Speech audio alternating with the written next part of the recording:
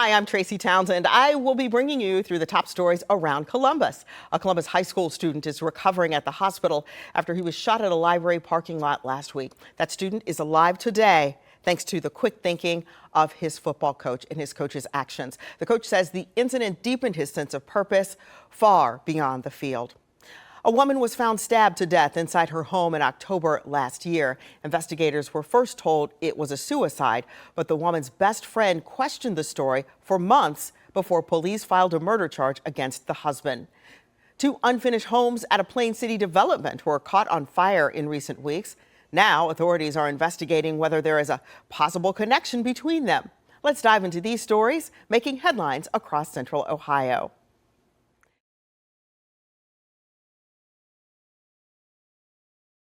The Columbus cop appeared via video conference for his court appearance on allegations that he assaulted his girlfriend and that he caused her to lose consciousness twice during the fight.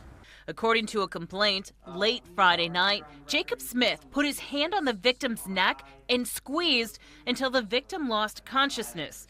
The complaint continues to say Smith then put both his hands on the victim's neck and squeezed and caused the victim to lose consciousness a second time.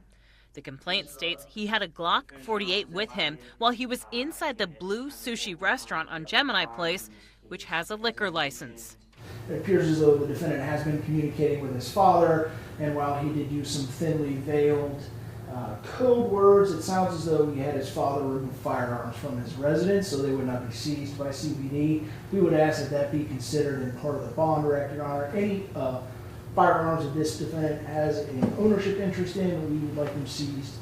He's a Columbus police officer, so of course the state knows that he has firearms, and that's not a secret. It's not anything he's hiding.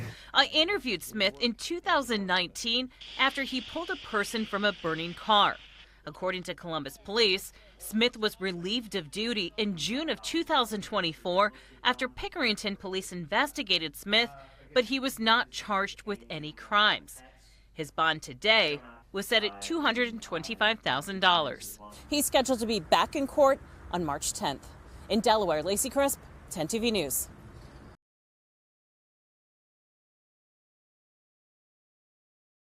This home has been burned to the ground, and there's only a few charred posts left remaining here. Just like the fire in February in Jerome Township, this property is at the back of the construction site. Now investigators are working to determine if the two fires are connected. The ashes were still smoking Sunday morning when Miles Harp and his family got up for church. Walked outside, was about to drive, and saw a bunch of the smoke going across the sky. The fire leaving Harp and his neighbors stunned. It's definitely shocking being in a neighborhood that's outside of the city. Fire crews responded to the home just after midnight on Sunday.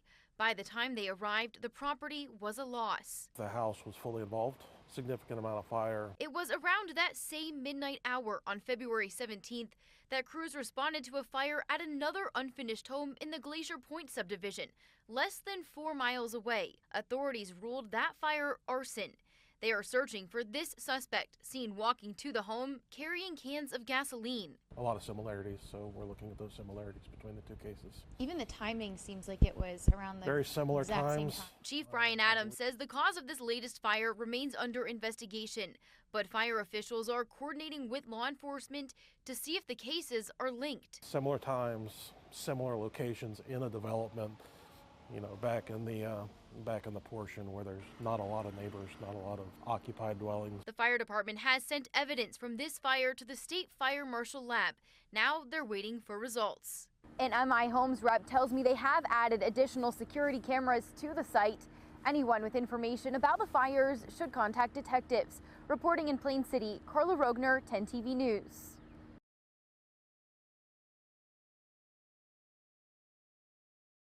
The Ohio State Highway Patrol and the Pickaway County Sheriff's Office are investigating a fatal crash here on Walnut Creek Pike last Friday. They say the woman who died saved her grandson's life. No. There was an accident. She was in our yard and the car come through the yard and hit her. Friday morning around 10 o'clock, Captain John Strasser was the first one to arrive at the scene of a crash here on Walnut Creek Pike, which he described as... This one definitely ranks up there. It was very gruesome. Deputies say 60-year-old John Hill of Circleville was driving south when his Nissan left the road, traveling through 2 yards before striking a parked SUV and pinning 52-year-old Laura Hammond between the two vehicles. She was in very bad shape. So, and there was also a male standing outside of the car on the driver's side, and he was screaming, and he had blood coming from his face as well. Hammond's young grandson was playing in the driveway, raking gravel, when witnesses say she saw the car coming. Laura actually picked up the child and tossed him, which caused him a little bit of injury, but at the end of the day, it saved his life. And when Laura tossed him, very unfortunately, she took the brunt of the vehicle and got hit. Deputies say her legs were pinned between the cars. She was rushed to the hospital, where she died a short time later. Hill and the young boy were also treated for non-life-threatening injuries. Investigators obtained a search warrant for Hill's blood as they worked to determine whether alcohol or drugs were a factor. According to a police report, Hill told officers his phone was ringing and he looked down. Strasser says one thing is certain. So would you describe Laura as a hero? Oh, 100%, absolutely. Very heroic act. She risked her life, and it ended up taking her life to save her grandson. I also spoke to 2 neighbors off camera who also called Laura Hammond a hero and said they hope drivers can be safer on this road after this tragedy. Again, authorities say the investigation is still in its early phases. Reporting in Circleville, Libby Cathy, 10 TV News.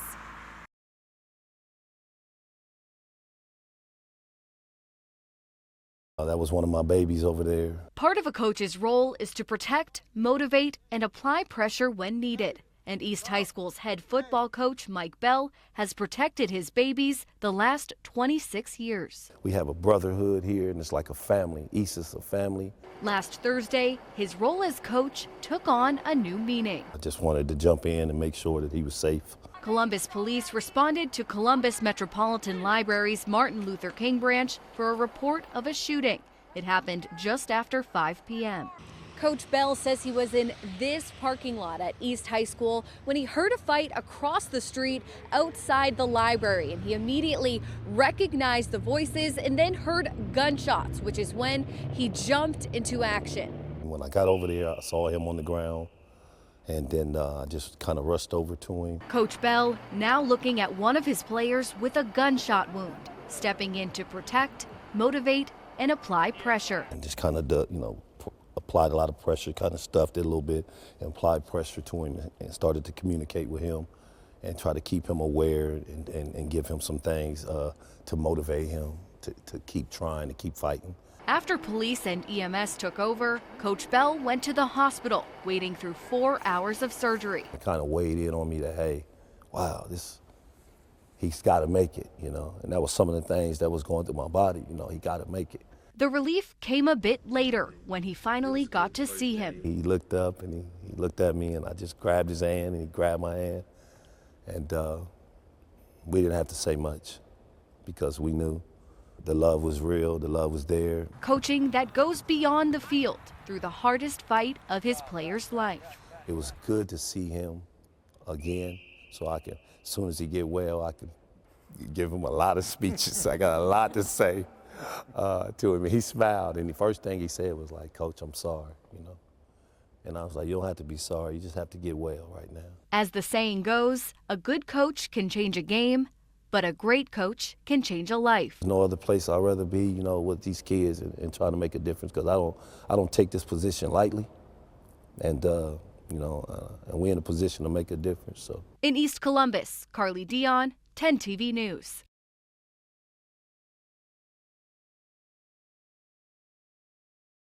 Several dozen people who loved Rachel Long gathered inside this park tonight for a candlelight vigil to honor the late mother, friend, and business owner. Their message, Rachel mattered. Rachel, we love you, we miss you, and we will not stop speaking your name. Tears and laughter filling this gazebo as those who love Rachel Long honored her Wednesday with a candlelight vigil. They say tonight wasn't just about grief. It's about remembrance. It's about love.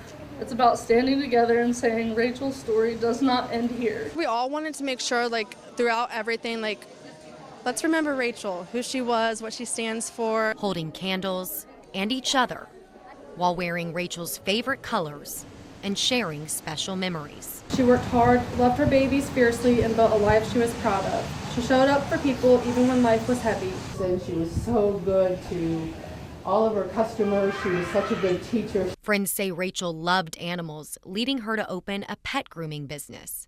She was passionate about pet rescue, rock concerts, and being a mom. She introduced us to some heavy rock that we're very much into now. And I will keep jamming out to some scary music because I love it now because of her. Friends say she should be remembered for how she lived, not the violence that took her life. She would drop everything and text you back, call you, do whatever she needed to do to help a friend. She was just a beautiful person inside and out. One of her signature things was her laugh, and it was amazing. So anybody who knew her knows what I'm talking about, and we will miss that a lot. And with today's arrest, they say this feels like the first step toward justice. There's going to be accountability for Rachel. Today it felt relief to be able to find the direction that we're headed, to get some answers on what happened to Rachel and to come to some sort of closure. Rachel Long's friends tell me she will not be forgotten and that they will continue to find ways to honor her and to take care of her 2 young daughters. Reporting in London, Libby Cathy, 10 TV News.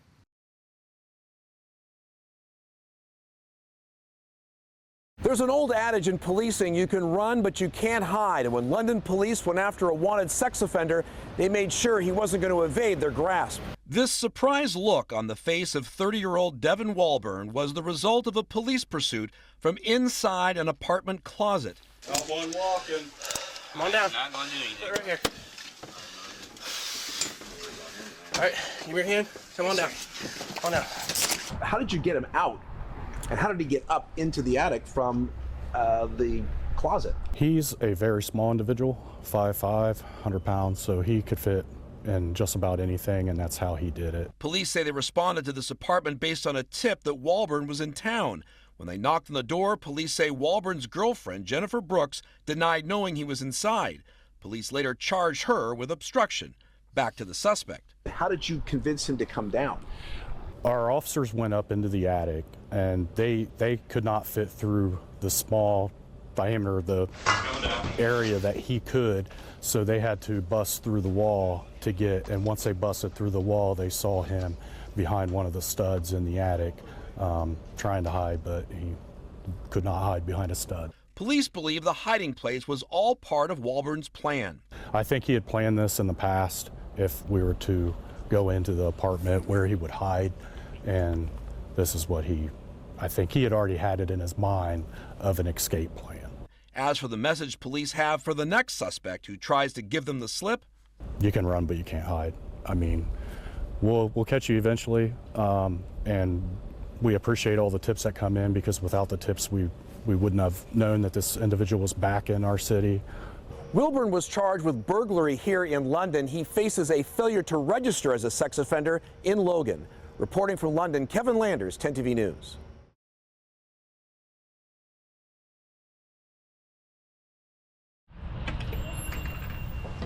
John Whitaker's Springfield Driving School is all about moving forward.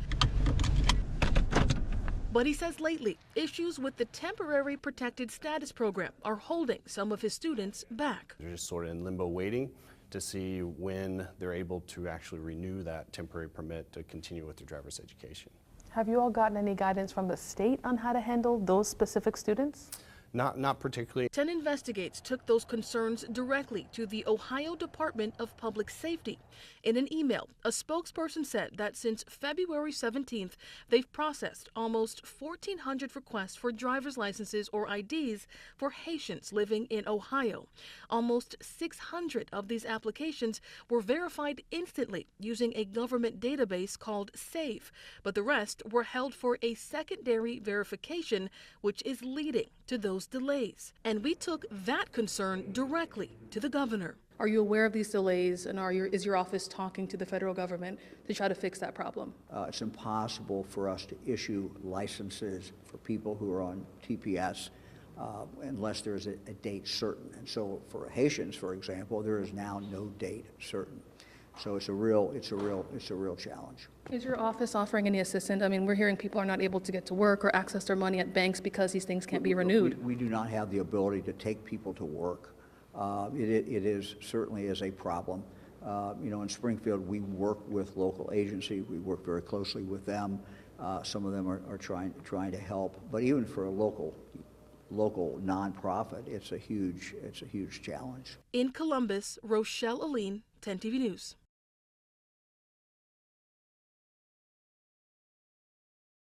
Jeff Long joined Hilliard Police so he could protect and serve. He didn't expect to save lives, but that's exactly what happened last week. After watching a movie, Tom Enneking had taken the couple's 2 dogs, Luke and Leia, out. I heard him open the door, and then it was just a huge thump.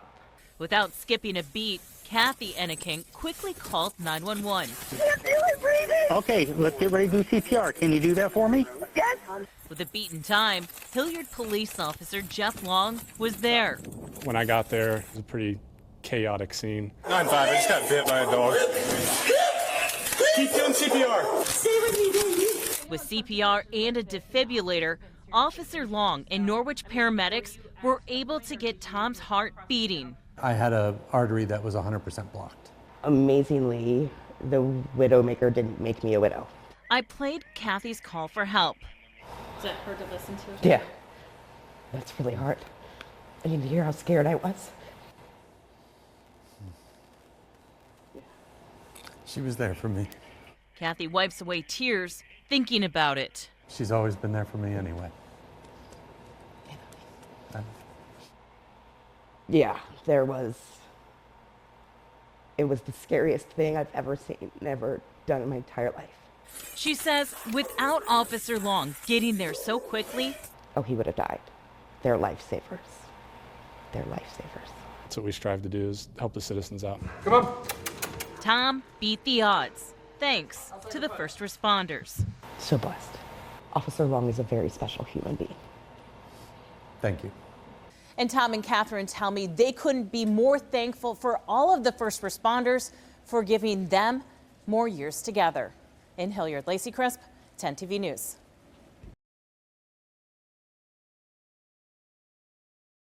Hundreds of people, as well as city leaders, came together tonight to hear directly from the youth about what they need to feel safe in their community.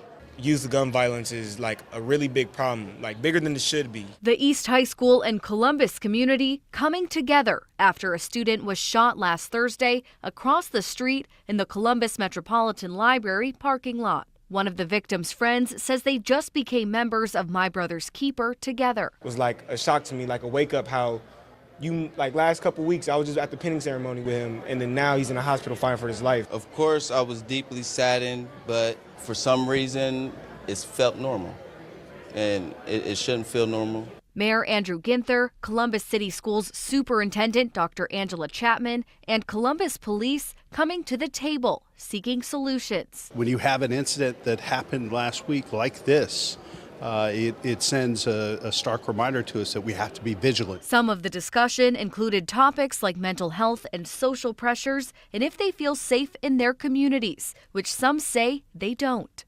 For us to even worry about gun violence at our schools or having metal detectors to see if you have a gun, I feel like that shouldn't have been a problem in the first place. 11th grader Tyrese Ingram says the support they need isn't always during a crisis. Giving us the support we need, showing up when we don't need you. That's when it hit the most. And for 9th grader Ben Berry, mentorship can mean everything for youth looking for someone to turn to. You have more than just your peers around you. Like, I have more than just Tyrese. I know Tyrese is going to support me in everything I do, but I need more than just Tyrese to say, you can go up here and do this interview. Tyrese says he ultimately heard from city leaders what he hoped to hear. They was ensuring me that they're going to continue to show up when violence is happening, but they're going to show up when we're doing good, when we get in the honor room, when we are accomplishing things, they're going to show up. In East Columbus, Carly Dion, 10 TV News.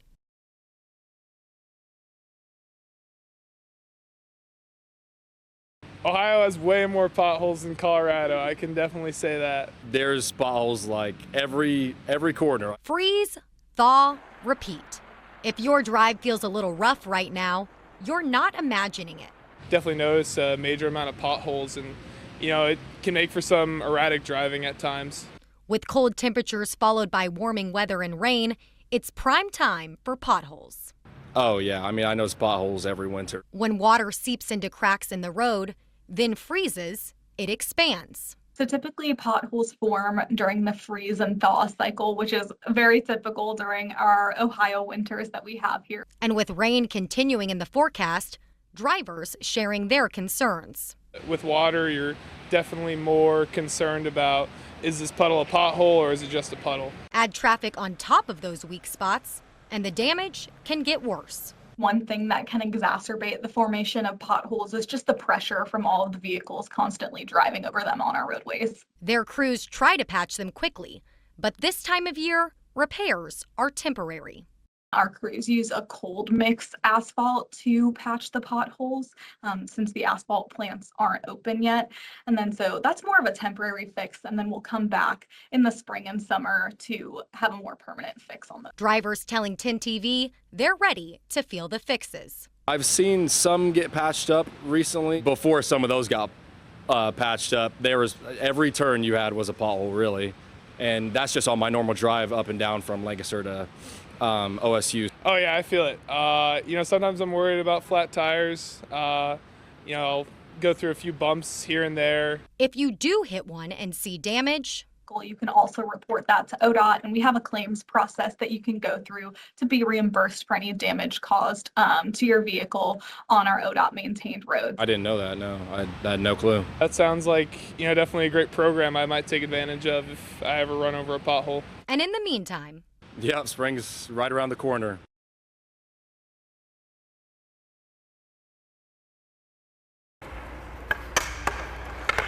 Oh, nice shot. I wake up, I get dressed, and I come here and I skate. I go home and just... What do we do on the way home? We get lunch. We get lunch. Yeah. This is how Todd and Maria Baum spend every Saturday. You did a good job. So when we moved to Columbus in 2012, we've always told Maria, you can do anything your brother can do. And her brother was passionate about ice hockey. And when we first moved to town, she said, I want to play hockey too. And we happened to find the Columbus Blue Jackets special hockey team. And when we came out, it was just a match made in heaven. She turned out to really love ice hockey and has been playing it ever since. But 22 years ago, stepping foot on the ice seemed impossible. When she was a baby, she was failure to thrive. She was in need of a heart transplant.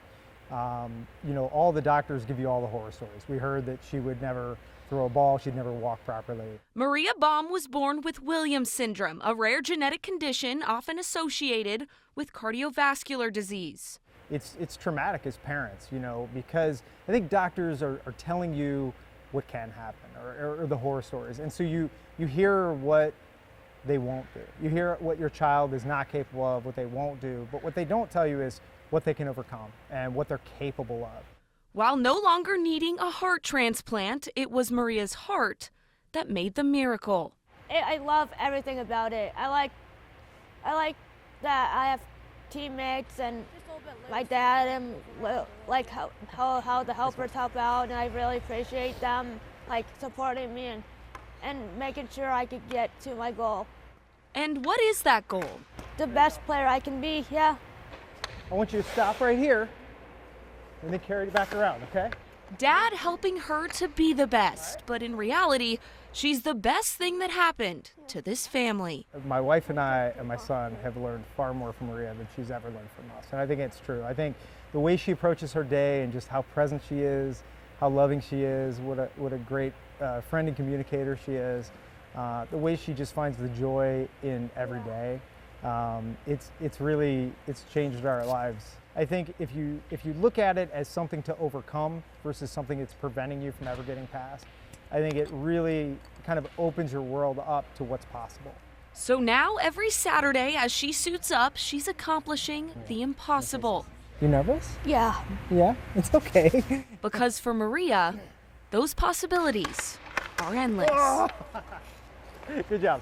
Nicole Sheeran, 10 TV Sports. Here you go. You want to do another one? That's a wrap on this week's edition of Around Columbus, your look at the stories shaping Central Ohio. Thanks so much for spending time with us. Stay safe, stay informed, and we'll see you next time. And don't forget, you can always get the latest updates on the go with the free 10 TV News app.